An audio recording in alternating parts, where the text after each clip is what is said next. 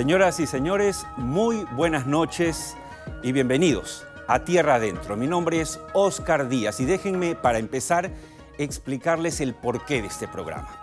En las últimas semanas me he reunido con empresarios, ejecutivos y todos me preguntan lo mismo. Oscar, ¿estás loco? ¿Por qué crear un programa como este de las industrias extractivas con rostro social en medio de esta crisis, de este despelote, de este desmadre? Voy a tratar de responderlo, pero muy brevemente. Muchos de ustedes, al igual que yo, posiblemente somos sobrevivientes en nuestro querido país, Perú. ¿Por qué? Porque somos resilientes. Hemos sobrevivido a la dictadura de Velasco Alvarado, al primer gobierno hiperinflacionario de Alan García, a la incendia terrorista de Sendero Luminoso y el MRTA y finalmente a la dictadura corrupta de Fujimori y Montesinos. Por lo tanto, creo yo que un Pedro Castillo no debería darnos tanto miedo, sinceramente. En todo caso, si usted es de las personas que puede vender su empresa, su casa, irse a Miami a vivir, pues bien por usted. Pero si ustedes, los que me están viendo en este momento, son las personas que tienen que seguir haciendo empresa o quieren seguir haciendo empresa en el Perú, dar trabajo y trabajar, solo tienen una opción: seguir adelante. Además, en lo personal, yo estoy convencido de que el Perú ha sido, es y será más grande que sus problemas y sus políticos. Espero que la explicación haya quedado claro, pero en todo caso vamos a dedicar este programa, este primer programa de Tierra Adentro, a la mujer peruana. El martes es el Día de la Mujer, así que no podíamos ignorar semejante fecha. Y por supuesto vamos a tener también una entrevistada mujer para el cierre del programa, una excelente profesional para hablar de un tema de toda actualidad. Y sin más preámbulos, nos vamos a presentar el primer segmento del programa. Su nombre, Comité de Crisis. Van a entender luego por qué se llama así. El segmento llega gracias a Viceversa Consulting. Hoy más que nunca las empresas necesitan mantener buenas relaciones con las comunidades para alcanzar la ansiada licencia social, pero también reducir los posibles impactos ambientales de sus operaciones, asegurando así la sostenibilidad y rentabilidad de sus proyectos mineros, petroleros y energéticos. Por eso y para eso, desde hace 20 años, Viceversa Consulting gerencia soluciones.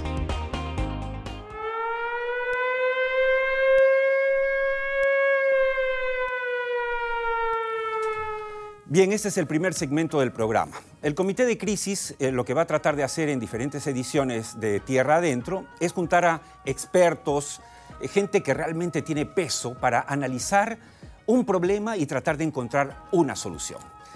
Lo que planteamos en este primer Comité de Crisis es el siguiente tema: ¿cómo salvar al Ministerio de Energía y Minas? ¿Y por qué la pregunta? Miren estas dos láminas para explicarlo. La primera, si me ayuda, señor director, con la primera lámina.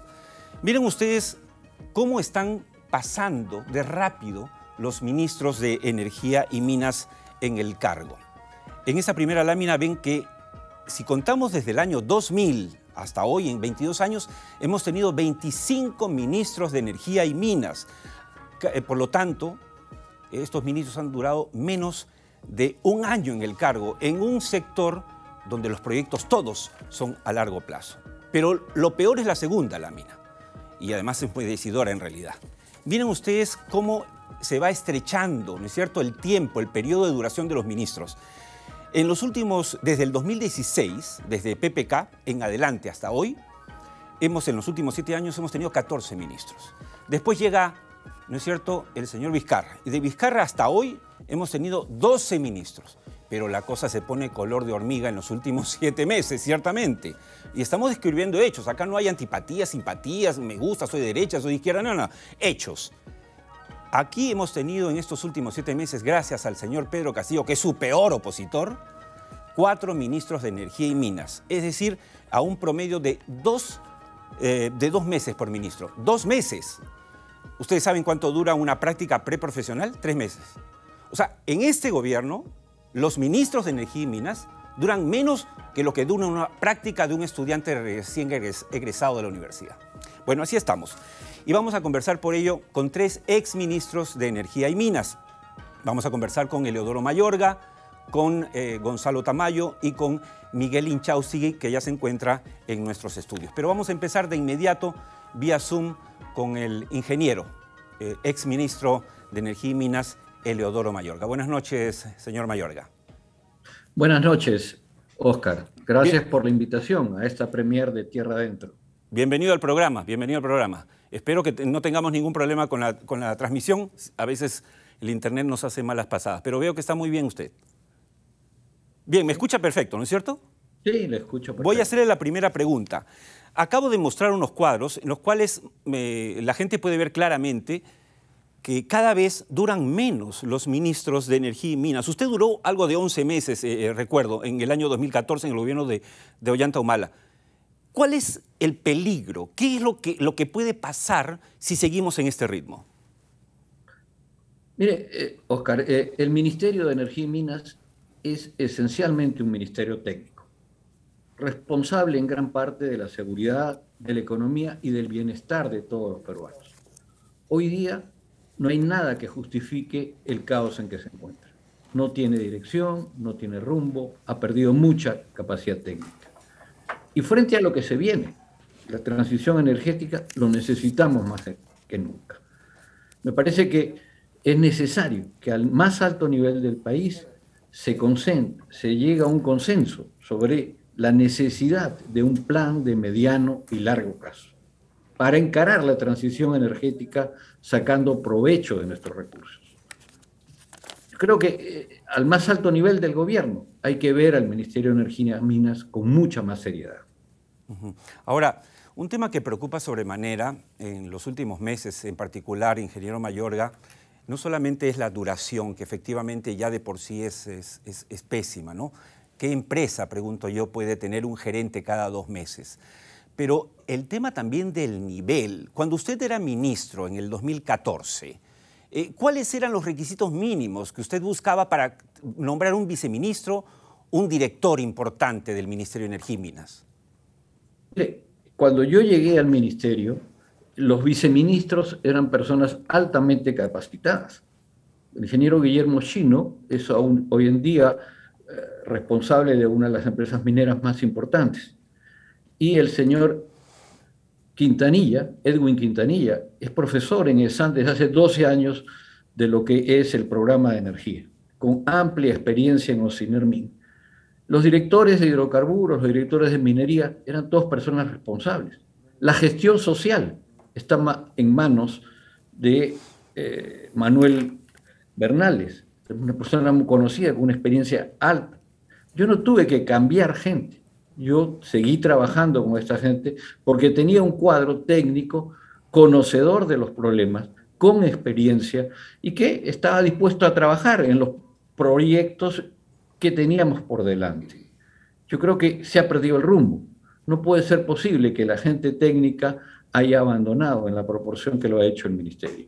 Ahora, por ejemplo, vale la pena recordarle a los televidentes de Tierra Adentro. Usted cuando estuvo estos 11 meses, echó a andar el gasoducto sur en aquel momento, ya después sale el escándalo de Odebrecht que se frustra, pero hoy todo el mundo repite, todos, que debería reactivarse el gasoducto sur, que es una necesidad porque ya no está Odebrecht. Y lo segundo, en su mandato también se echó a andar la nueva refinería, lo que se llamaba la nueva refinería de Talara, que debe inaugurarse en un mes.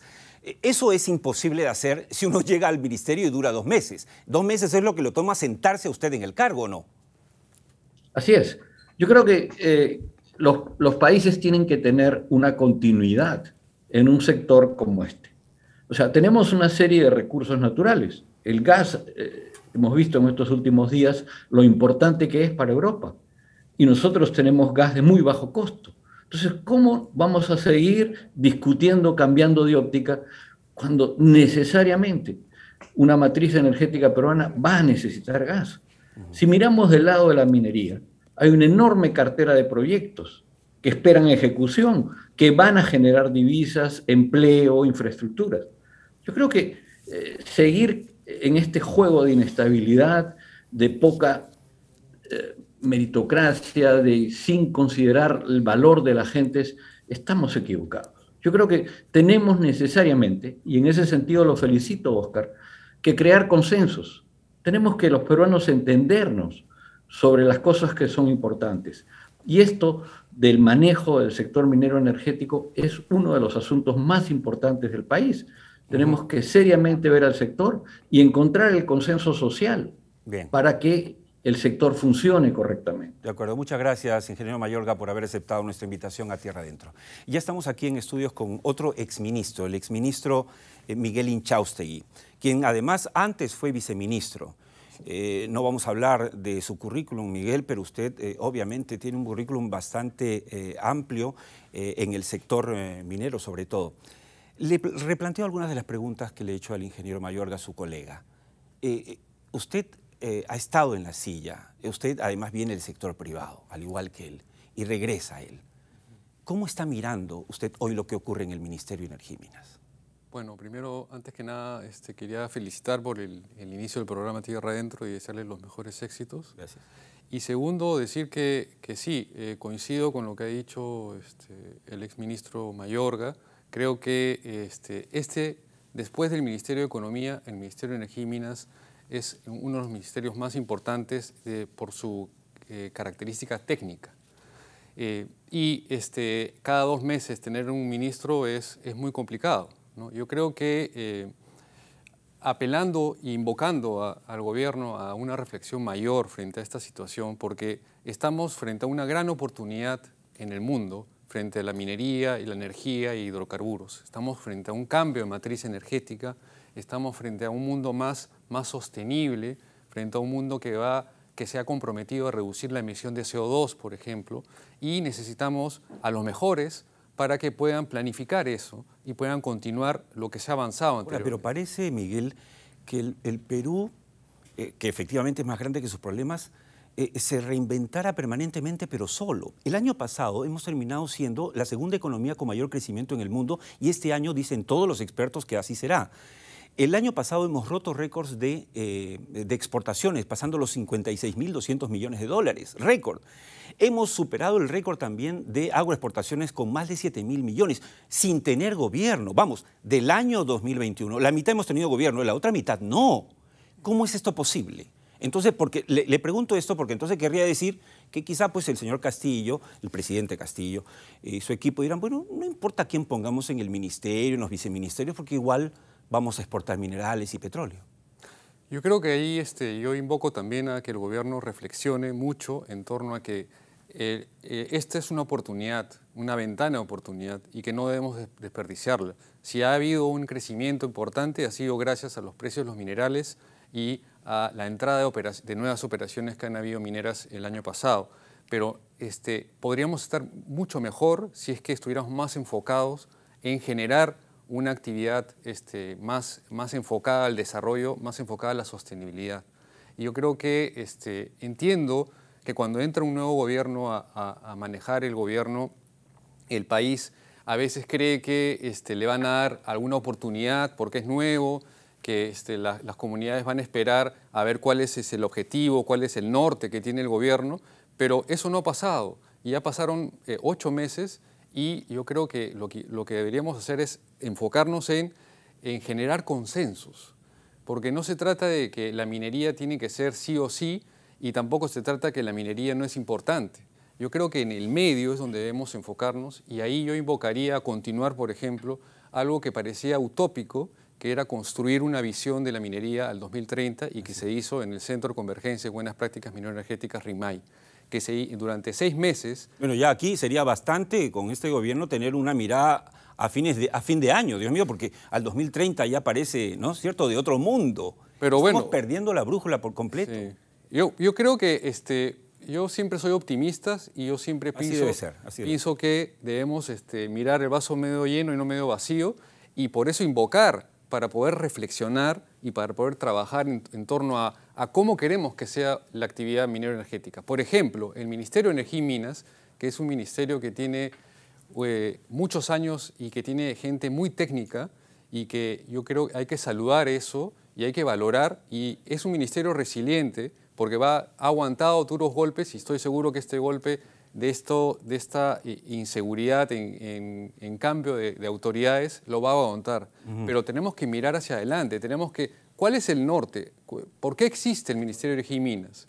Y en mi opinión existe porque es un ministerio que tiene la actividad minero-energética que tiene que generarse, ¿para qué? Para el cierre de brechas que hay en el Perú. Exacto, ¿no? por eso es que este programa lo hemos, estamos promoviendo porque describe el pensamiento nuestro como el programa de las industrias extractivas con rostro social, y es un tema en el que usted ha ahondado mucho. Vale la pena decirle incluso a los televidentes que yo tengo el gusto de conocerlo desde que usted trabajaba en el proyecto de Goldfields. El proyecto, era una mina en proyecto, y que vio la luz y que es una de las más importantes empresas que realmente tiene una convivencia pacífica en Cajamarca, donde es muy difícil hacer minería. Sí. Permítame, quédese conmigo porque me indican que ya tenemos con nosotros a otro exministro de Energía y Minas, Gonzalo Tamayo. Él fue ministro de Energía y Minas en el gobierno de Pedro Pablo Kuczynski. Buenas noches y bienvenido, Gonzalo. Oscar, buenas noches y bueno, felicitaciones por este nuevo programa, a ti y a todo tu equipo, y saludo a Miguel, que lo veo ahí en el estudio contigo. Muchas gracias. Gonzalo, yo tuve la oportunidad, bueno, hemos coincidido en varios encuentros, pero específicamente en el PDAC, que es el Prospector and Developers Association of Canada, que es el evento mundial más grande de la minería, nos hemos encontrado varias veces, y una de las veces fue cuando usted era ministro de Energía y Minas.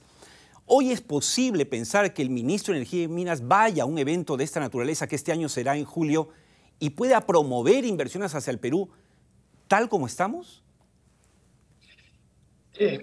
Mira, cuando un inversionista extranjero o también un inversionista nacional tiene que sentarse con el gobierno a pedir permisos para proyectos, tanto en minería, en electricidad, lo que daña mucho la relación es que, por ejemplo, ha habido, yo diría, una volatilidad de cabezas del ministerio. En el periodo que me tocó, del 2016 al 2021, incluido a Miguel, hemos sido 10 ministros. En lo que va de este gobierno, creo que llevamos 4. Entonces, y lo que eso hace para el sector privado es generar una duda sobre la contraparte, porque no solamente es el ministerio o el ministro, o los ministros pasan, pero digamos, a veces sucede porque hay cambios de viceministros, cambios de directores generales, y hay deseos fundacionales que quieren cambiar toda la estructura del ministerio. Y eso para el sector privado le genera la ausencia de una contraparte y dudas sobre las políticas en industrias que tienen mucho tiempo de maduración hasta que se convierten en proyectos. Así es. Y una vez que entran en operación comercial, son actividades pues, que duran 15, 20, 30 años, 60 años en electricidad. Entonces, esa volatilidad, esa incertidumbre, pues tiene efectos muy perversos sobre la inversión. Y tú dices, bueno, y ahora el ministro actual será el que vaya a PDAC, lo cambiarán antes de julio, será el 5º ministro de Energía y Minas de este gobierno. Bueno, pedido está por la oposición. Pero, digamos, repetimos hace varios años que el Perú tiene una cartera de inversión, sumando minería, petróleo, energía, de alrededor de $60.000 millones para los próximos 10 años, que obviamente serían muy positivos para la economía nacional, para la generación de empleos, etc. ¿Usted cree, o mejor dicho, qué requisitos mínimos, esa es mi pregunta final, qué requisitos mínimos debería cumplir el Ministerio de Energía y Minas para hacer posible que por lo menos parte de esos $60.000 millones de inversión se hagan realidad? El rol central del Ministerio de Energía y Minas es promover la participación privada en el desarrollo de recursos naturales. Ese es el rol central, ¿no? Pero además, por ejemplo, tú mencionabas los 50.000 proyectos, pero a mí me preocupa 50.000 millones de dólares en proyectos, pero a mí me preocupa una cosa tal vez más cercana. No tenemos un proyecto de clase mundial en los próximos 5 años. ¿Sí? Hoy el rebote de actividad económica y el rebote de inversión y a veces de crecimiento de minería tiene que ver con un proyecto que ya se está terminando. Claro, ¿se refiere usted que no hay otro que Quellaveco? Porque Quellaveco este año, a mitad de año, empieza a producir, que es una cosa buenísima para el Perú, además con la minería más moderna, pero digamos no hay nada que se le parezca para los próximos 5 años. Oscar, Quellaveco está entrando en operación comercial este año luego de más de 20 años. Bueno, entonces, en la lista que tú mencionas hay proyectos medianos, hay proyectos interesantes, es muy meritorio que haya inversión, pero no tenemos un proyecto de clase mundial en una industria en la que somos competitivos, como lo he dicho en algún momento, estamos en la Liga de Campeones, somos el segundo productor de cobre. Y el cobre, por supuesto, tiene un rol clave en el proceso de transición energética que el mundo va a vivir. Hoy vemos el precio del cobre pues, en picos poco esperables, $5 casi, por el tema de Rusia, ¿no? O sea, Rusia fuera del mercado, el séptimo productor de cobre, el mercado está diciendo eso dispara aún más el precio. Estamos hablando de $5. No durarán los $5 para siempre, pero estamos hablando de minería que tiene el 60% de las exportaciones. En PBI el ministerio tiene responsabilidad pues, por el 14-15%, y este año va a ser responsable seguramente de más de la mitad del impuesto a la renta de las empresas corporativas formales. Bueno, gracias Gonzalo por haber tomado contacto con nosotros. El tiempo siempre es tirano en televisión, pero creo que todo lo que nos ha dicho ha sido muy sustancioso. Una última pregunta al exministro presente aquí. Las Bambas, en corto, ¿es posible encontrar una solución? Acaba de manifestarse, tengo aquí, en la comunidad de Urinsaya, en la provincia de Espinar, que está en Cusco, y que ha bloqueado la vía nuevamente, ¿no? Pidiendo ser reconocido como parte del área de influencia ambiental. Ya han inventado una nueva fórmula, área de influencia ambiental. Pregunta, ¿es posible solucionar el conflicto para las Bambas? Es un tema complejo, pero yo creo que sí es posible, en la medida que justamente se retome al equipo de gestión social de la PCM y del Ministerio de Energía y Minas, que lamentablemente cuando empezó este gobierno hubieron cambios, y que continuando con los avances que se hizo durante la gestión de Mirta Vázquez, en que se formó un diálogo en Cusco, ahora habría que hacer un diálogo en Espinar, pero lo más importante es que yo creo que el mundo está cambiando, y también hay que ser conscientes de que el gobierno del presidente Castillo es un gobierno de izquierda, que siempre ha estado mirando la actividad minera en el lado de la oposición, en el lado de que la minería no es correcta porque contamina, y justamente un espacio multiactor como RIMAY es que se pudo concretar con gente que pensaba así, y con líderes mineros y con representantes de gobierno, en que cómo queremos que sea la minería, que cómo queremos que una minería que ayude a su entorno. Sí, sí. Yo me quedo con esa idea final, entonces, que es no enfrentarnos, sino tratar de encontrar mínimos consensos, ¿no? Exacto. Yo creo que en el caso puntual de las Bambas, lo que hay que continuar es el diálogo y procurar un desarrollo sostenible y territorial en la zona. Y para terminar, simplemente yo siempre recomiendo eso, hay que evaluar ya de una vez con la empresa si es un mineroducto o un tren. Pero no podemos seguir en esta disyuntiva y en Habrá oportunidad para profundizar sobre esa propuesta. Muchas gracias. Gracias. Conmigo. Nos vamos rápidamente a la primera pausa. Están haciéndome 1000 señas aquí. Nos vamos a la pausa. Regresamos con mucho más en el programa, en esta primera edición de Tierra Adentro. Y los dejamos brevemente con un segmento que siempre va a estar con nosotros. Bolsa de trabajo para los que quieren encontrar trabajo en el sector extractivo. Adelante con eso y volvemos luego.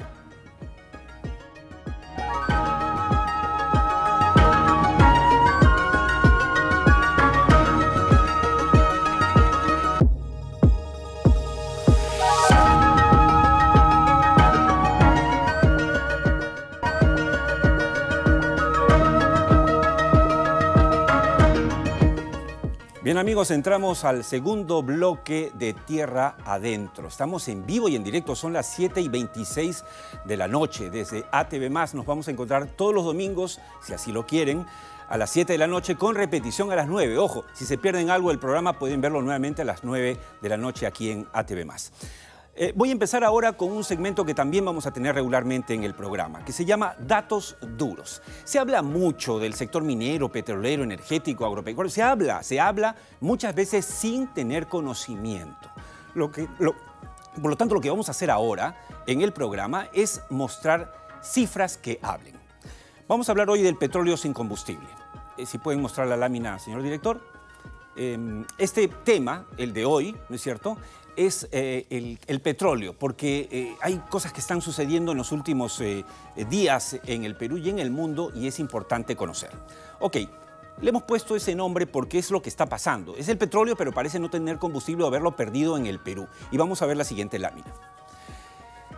El petróleo, la producción petrolera en el Perú está en caída libre. Miren ustedes, desde el año 1980, en el año 1980 nosotros producíamos alrededor de 200.000 barriles diarios de petróleo.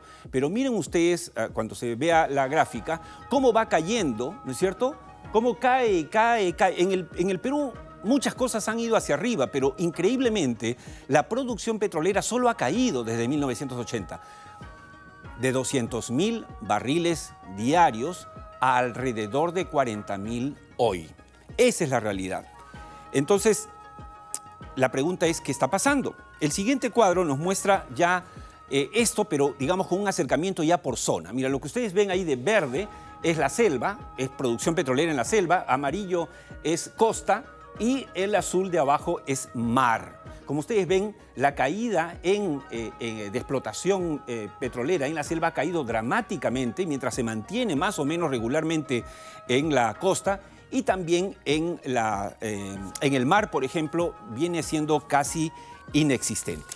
El siguiente cuadro nos habla, por lo tanto, de la balanza comercial. La balanza comercial, como ustedes saben, es la diferencia entre las importaciones y las exportaciones. En este caso, creo que huelgan comentarios. Miren ustedes cómo estamos, ¿no es cierto? Exportamos definitivamente menos de lo que importamos. Y este cuadro incluye además, vale la pena precisar, el gas de camisea. ¿Por qué? Porque el gas de camisea también produce líquidos, que son combustibles, y por lo tanto ese es el resultado. Nos vamos al siguiente cuadro, que le hemos puesto cruda realidad porque ya hablas no de los combustibles, incluyendo camisea, sino solo del crudo, es decir, solo de petróleo, ¿ok? Y miren ustedes cómo se agrava la situación.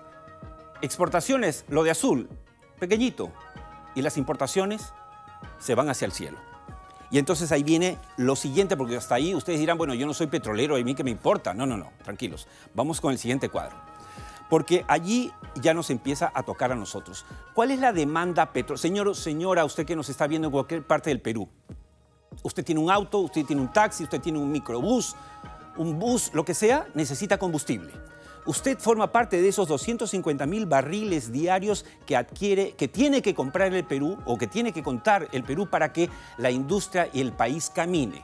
Ahora, ¿cómo estamos en la oferta interna? Gracias a los líquidos de camisea tenemos 50.000 barriles diarios y a la producción petrolera 40.000, más o menos. Y que esos 40.000, además la mitad son de una empresa que hay que aplaudir, que se llama Petrotal, es una empresa peruana que con mucho esfuerzo en la selva está produciendo casi la mitad de lo que el Perú entero produce en crudo. Y pasemos a la siguiente lámina, porque ahí lo que vemos es el déficit.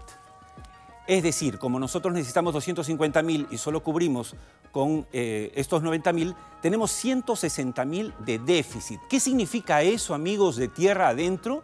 Que el Perú tiene que gastar cada año alrededor de 5.000 millones de dólares, que significa más de 20.000 millones de soles todos los años. Y esto es en alza porque se agrava. Hasta hace una semana el petróleo estaba en $100, ya está en más de 110 y todos los expertos hablan de que llegará a 150 o 180. O sea, sin aumentar un auto más al Perú, vamos a volar y eso cuesta. Y las dos últimas fotos, digamos, van a graficar lo que quiero decir. La siguiente, por favor. ¿Saben qué se podría hacer con esos 20.000 millones de soles que el Perú tira todos los años y se los da al extranjero? Bueno, 2 carreteras centrales. O mejor aún, lo siguiente, con ese dinero podríamos construir 7 aeropuertos chincheros. Esa es la realidad en lo que respecta al petróleo. Y mientras tanto, ¿qué estamos haciendo? No tenemos presidente de Perú Petro, no tenemos, sino recién nombrado a inexpertos a cargo de la Dirección de Hidrocarburos del Ministerio de Energía y Minas. Recién, después de meses, tenemos director o viceministro de Hidrocarburos. O sea, el mundo al revés. El mundo necesita petróleo, el precio está en alza y en vez de nosotros apoyar el desarrollo de esa riqueza que está debajo de nuestro suelo y que va a morir en 50 años, nadie va a querer petróleo, estamos en la nada. Chicos, pregunto a todos, ¿entendieron? Sí. Bueno, me alegra, porque entonces ya no tengo que repetir. Siempre les voy a preguntar al final y si no entienden me dicen y lo vuelvo a hacer. Así que bueno, con eso acompáñenme aquí porque nos vamos a presentar el siguiente bloque del programa. ¿Qué tenemos hoy?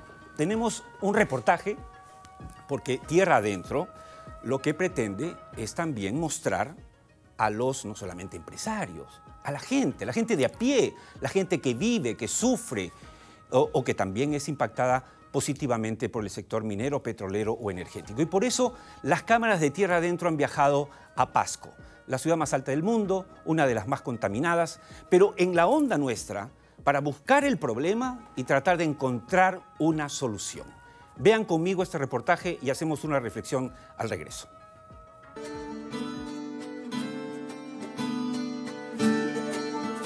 Ubicada en el centro del Perú, a 4.380 metros sobre el nivel del mar, Cerro de Pasco, la ciudad más alta del mundo, no solo enfrenta un clima hostil, sino que convive con inmensos pasivos ambientales que amenazan su bienestar. Imagínense vivir en uno de los lugares más contaminados del Perú, en medio de relaves y desmontes mineros que pondrían en riesgo su vida y la de su familia. Cerro de Pasco nació como un asentamiento minero a finales del siglo XVI. Casi 400 años después, hoy solo quedan una antigua desmontera y una relavera como mudos testigos de su historia, convertidos hoy en el mayor problema que sufren a nivel regional sus más de 404.000 habitantes.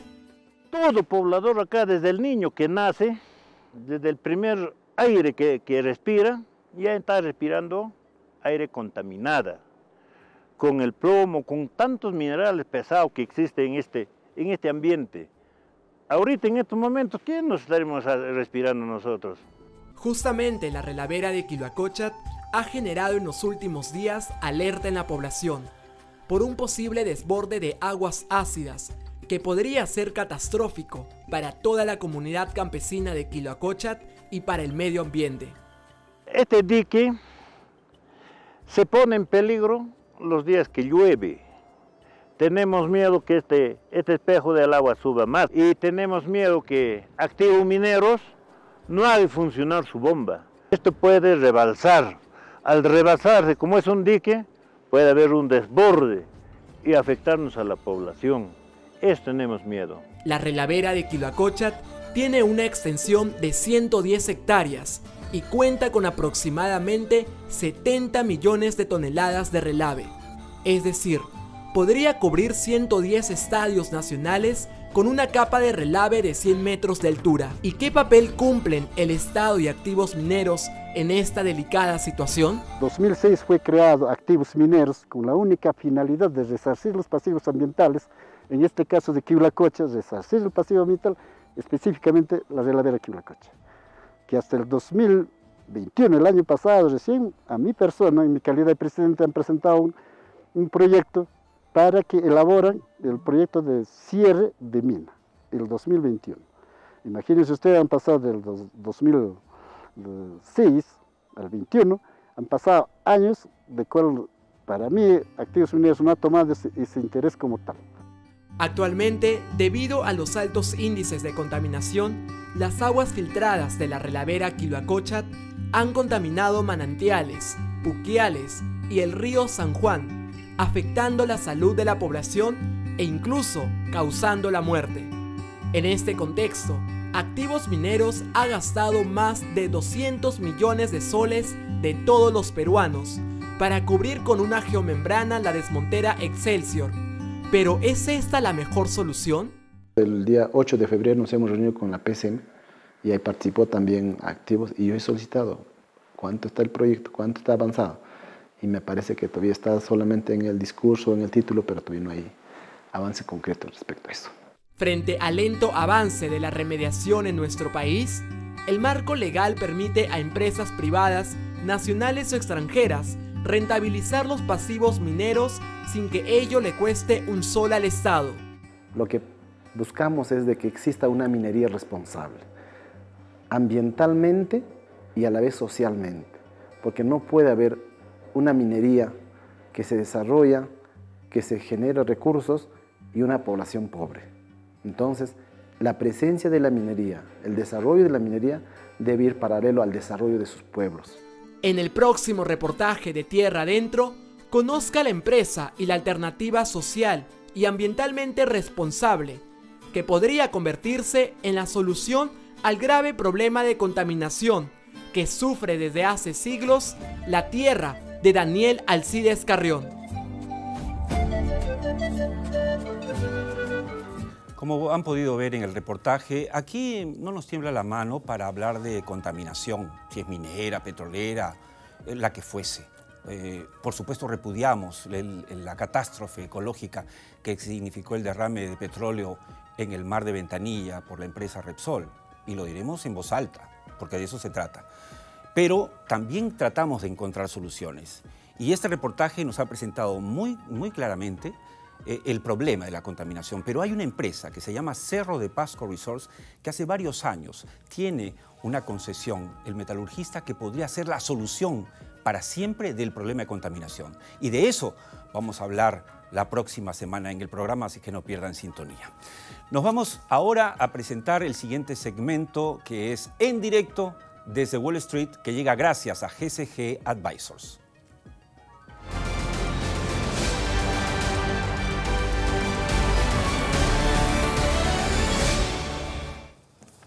Bien, ya estamos enlazados en directo con Nueva York, con nuestro corresponsal allá, el analista financiero José González. José, bienvenido al programa. Mil gracias, encantado de estar en el programa. Felicitaciones por el lanzamiento. Gracias. Bueno, hablemos del efecto Ucrania. Inicialmente la gente creía que era algo que tenía que preocuparle solo a los europeos, pero la cosa ha ido a más. Y en lo que toca a este programa, no hablar del tema netamente político, sino político-económico, tenemos un hecho real, y es que el petróleo, debido a la invasión de Rusia a Ucrania, ya trepó, ya salió de los $100, ya va a más de 110 y todo parece que puede irse hasta 150. ¿De qué manera esto, José, tú que estás en Nueva York y que todo el tiempo estás analizando la cosa económica, de qué manera esto puede acelerar el cambio de la matriz energética en el mundo? En lo que estamos hablando, los futuros de petróleo ya están transando para la apertura de los mercados en Londres, y están transando en este momento, en este instante, Oscar, a $128.64 centavos para el barril Brent. Cerramos el viernes en 119. Así es. Estamos a 8.85% encima del cierre del viernes, y JP Morgan decía el viernes que esperan que el petróleo cierre a fin de año en $185 el barril. Y esto porque Rusia es el segundo productor más grande del mundo en petróleo y gas. Y hay una presión muy grande política en los Estados Unidos, en la administración Biden, para que se declare el bloqueo absoluto del petróleo ruso. Rusia produce casi 10 millones de barriles diarios, exporta como $6 millones, el mayor importador es Alemania. Los Estados Unidos no es un gran importador, pero los precios afectan a la economía global, y como señalabas en tu reportaje anterior, en el Perú tenemos un déficit en la balanza comercial petrolera que impactaría directamente en el Perú el aumento de los precios del petróleo. Y no solo es el petróleo, decía Gonzalo Tamayo en el segmento anterior, también el impacto en los precios del cobre. El cobre cerró a $10.446 la tonelada el viernes, y hoy domingo en los futuros está transando para la apertura de mañana 1.25% encima de eso. Lo que debería ser, José, una buena noticia para el Perú, pero como no hay ministerio, no hay ministro, no hay norte, no hay proyectos, estamos a punto de perder nuevamente el tren de la historia. Correcto. Además, recordemos que en Alemania, que es el país más crítico en términos de las importaciones rusas de gas y petróleo, el 40% de la energía es verde, y el objetivo alemán era llegar al 100% en 10 años. Alemania no va a depender más del petróleo ruso, más bien va a acelerar la transición energética para ser verde en menos de 6 años. Esas son las decisiones que están tomando en este instante, con lo cual la presión sobre los precios del cobre va a ser constante. Esperábamos llegar a $10.000 encima de la tonelada en unos meses, y que tomara meses en mantenerse. Ya estamos hablando de que estamos a casi $500 por encima de 10.000, que la presión va a seguir siendo constante, y no hay cobre en el mundo, no hay producción, no hay reservas, la ley chilena está cayendo, el Perú es el gran jugador del cobre en el mundo, y la oportunidad es inmensa. Ahora, la transmisión no solo es petróleo y gas por la crisis de Ucrania y la invasión rusa, es en fertilizantes. Donde hay petróleo, hay fertilizantes, es un producto derivado de la petroquímica. Importamos fertilizantes de Rusia, esos fertilizantes no van a llegar, y entre Rusia y Ucrania se produce el 25% de trigo en el mundo. Vamos a tener presión en los precios del trigo en un momento dado que salíamos de la pandemia, y nos desaceleramos y las cuentas fiscales no son ideales en el resto de América Latina, pero sí en el Perú. Sin embargo, necesitamos decir que este año, digamos, tú podrías, no digo vaticinar, pero en base a las cifras que estás manejando en este momento, podrías vaticinar que en este año, de todas maneras, la inflación tendría que elevarse en países como el nuestro. En Estados Unidos, que tuvimos una inflación del 7% el último mes, la más alta en 42 años, ya estamos esperando una inflación del 10% en la segunda mitad del año. La presión inflacionaria en el Perú va a subir, el crecimiento se va a acelerar, la presión por el gasto fiscal va a incrementarse. La buena noticia en el Perú es que las reservas internacionales netas están por encima de cuando inició su mandato el presidente Castillo. De ahí que el tipo de cambio sol-dólar haya bajado. Tenemos los recursos, necesitamos liderazgo político urgente para tomar ventaja de las circunstancias, organizar el gasto adecuado y seguir manteniendo lo que mencionabas inicialmente en el programa a nivel de tasas de crecimiento que pueden seguir siendo el récord en América Latina independientemente de las circunstancias negativas en las que nos pone el conflicto en Ucrania. Da pena decirlo, pero la desgracia que está viviendo el pueblo ucraniano en lo que respecta a nosotros nos da una ventaja para vender a mejor precio y mayor cantidad del cobre, pero también si queremos y nos decidimos explotar el petróleo, sería otro potencial igual que el gas. José, muchas gracias por este contacto, siempre tan interesante hablar contigo, tú lo tienes súper claro y bueno, de hecho vamos a vernos todos los domingos aquí en Tierra Adentro. Muchas gracias y saludos hasta Nueva York. Bien, nos vamos entonces a la pausa. La pausa que tengo que mandar inmediatamente. Ya está con nosotros en los estudios de ATV+ y de Tierra Adentro la ex viceministra de Trabajo, Beatriz Alba Hart, para hablar de algo que ha sido noticia en las últimas 2 semanas y que tiene preocupadísimo a todo el sector extractivo, pero empresarial en general. El Decreto Supremo 001-2022, el 001, imagínense, que se quiere tumbar la tercerización que ha sido clave para el crecimiento de nuestro país. De eso vamos a hablar con ella al regreso y ahora los dejo con un segmento de Pase a Comercial, que es Volver al Futuro, donde siempre vamos a ver alguna nota interesante sobre lo que nos depara el futuro en el Perú y en el mundo. Volvemos.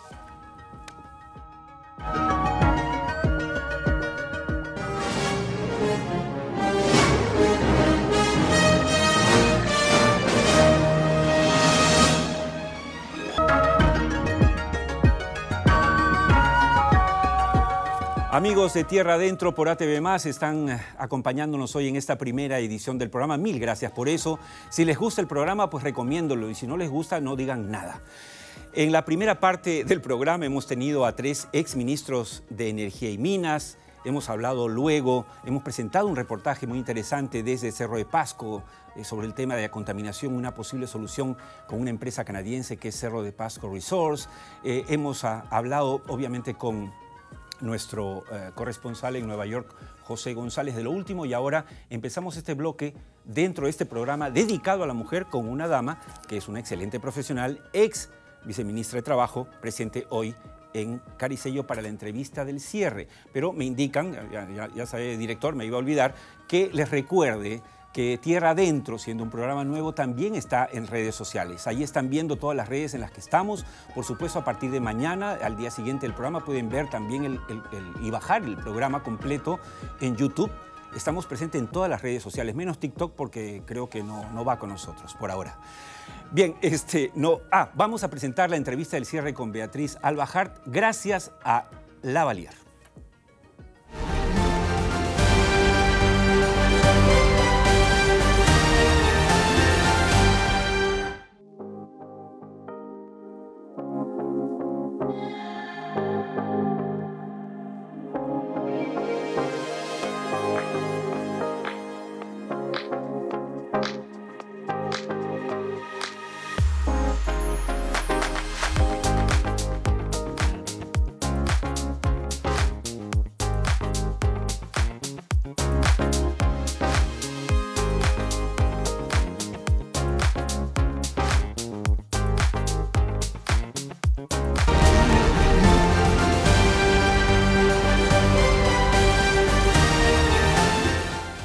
Bien, la entrevista del cierre de hoy es con Beatriz Alba Hart, ex viceministra de Trabajo. Beatriz, bienvenida al programa.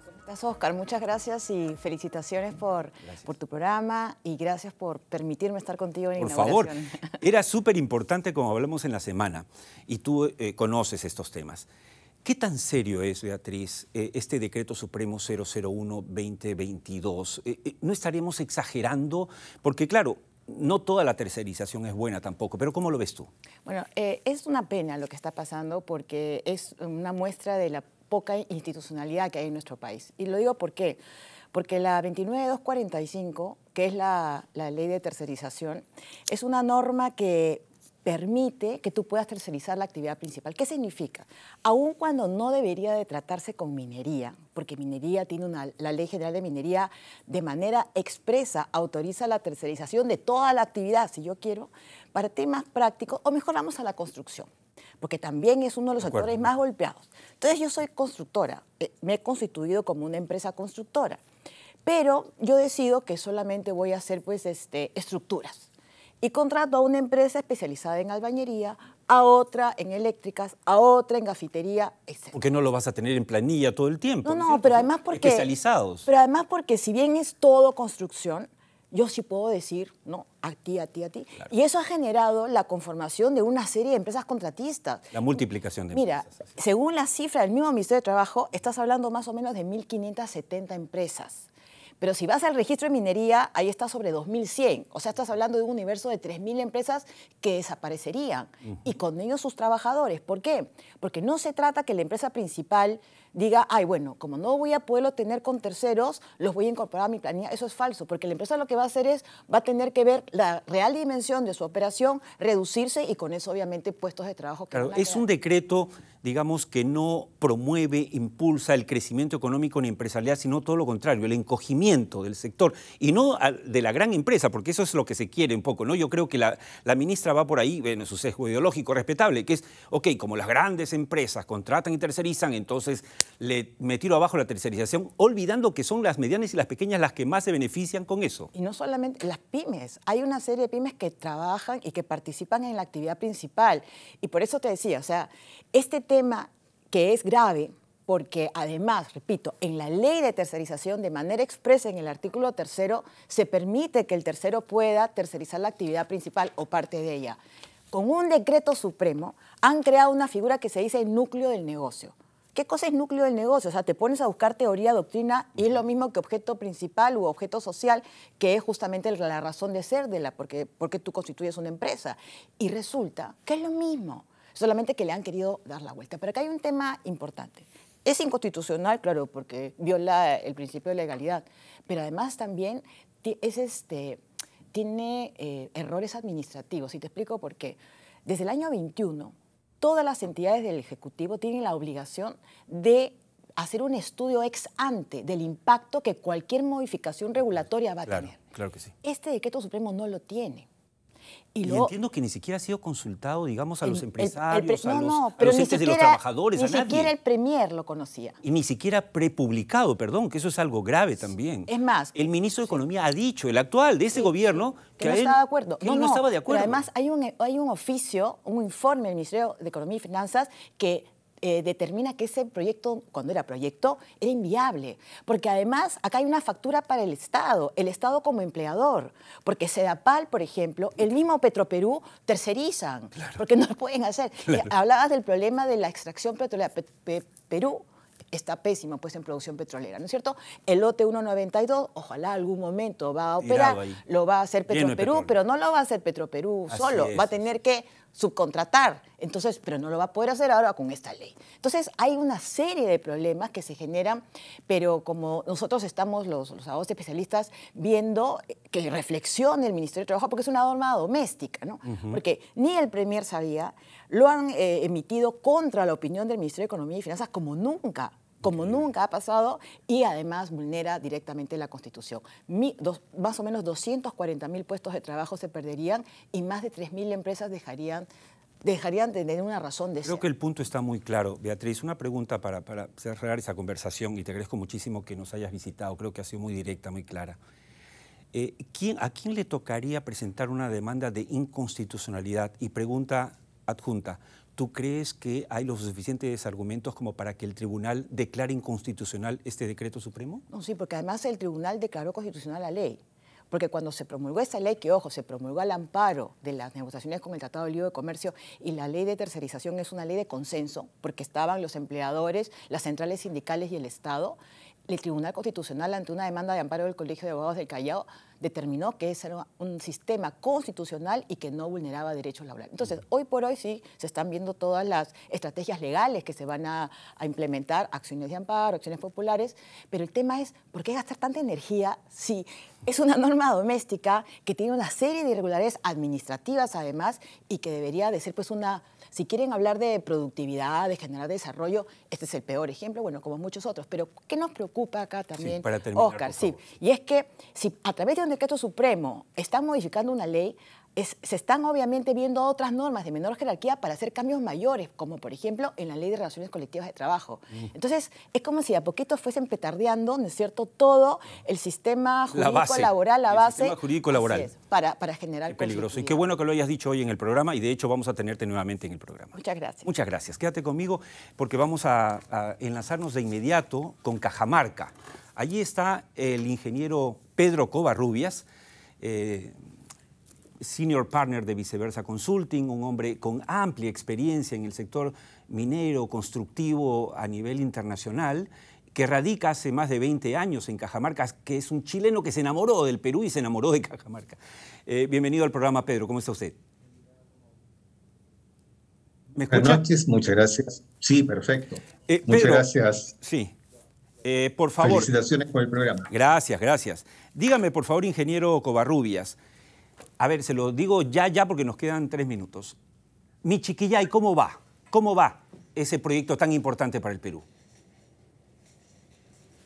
Michiquillay va.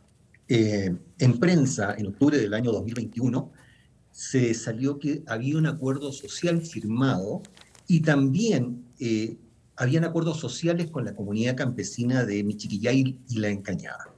La verdad parece que comenzarían todo esto, las exploraciones, específicamente en el segundo semestre, y eso es muy bueno para Cajamarca y también para el Perú. Es seguro que Sauder tendrá claro que tiene que hacer alguna estrategia específica para tener un buen conocimiento, un buen acuerdo con las comunidades para lograr esto. De acuerdo. El proyecto Galeno, usted está ligado al proyecto Galeno de Lumina Copper, que es a su vez una empresa de China Minmetals, un proyecto minero importante de cobre y oro, pero que está hace varios años en el Perú y como que no se mueve. ¿Cuál es la situación actual del proyecto Galeno? Malas noticias, Oscar. Yo tuve la semana recién pasada una reunión con altos ejecutivos de la empresa, en lo cual me manifestaron que el proyecto no va a ir hasta el 2024. Wow. ¿Y eso por qué? ¿Cuál es la razón que le han mencionado, Pedro? ¿Se cortó la comunicación? El contexto político social que tenemos ahora inicial. ¿Me escuchas ahí? Sí, o no? sí, lo escuchamos, lo escuchamos. El problema es la incertidumbre social y que ya lo sabemos porque 3 ministros que han estado en su programa lo han dicho. Y lamentablemente esto es la punta del iceberg de muchos proyectos quizás que va a pasar lo mismo, que van a ser postergados hasta el 2024, en este caso de Lumina Copper. Qué mala noticia. Última pregunta. Hay un nuevo proyecto muy interesante en Cajamarca, que es el proyecto Antacori de la empresa Antanorte. ¿Cuál es su situación? La situación actual de Antacori, hace unos meses atrás tuvieron un problema por contaminación de una laguna. Fue el ANA y el ALA, verificaron y encontraron que realmente no estaba, por lo cual no estaba contaminando, por lo cual podían empezar su exploración, que en este momento no es algo que vaya a ser tremendo, que vaya a ser mucha contaminación. Por lo cual creo que es importante que la empresa de alguna forma haga un trabajo social con las comunidades del radio de influencia, llevándolos a trabajar con ellos específicamente como veedores, que eso que sea mentira, de la minería que en este momento muchas veces pasa. De acuerdo, muchas gracias al ingeniero Pedro Covarrubias por este contacto y ya nos va a ganar el tiempo. Vamos a despedir el programa de hoy con la frase final, siempre por una reflexión, en este caso de una dama también, Oprah Winfrey. ¿Qué cosa dice Oprah Winfrey? Si solo te concentras en lo que no tienes, nunca tendrás suficiente.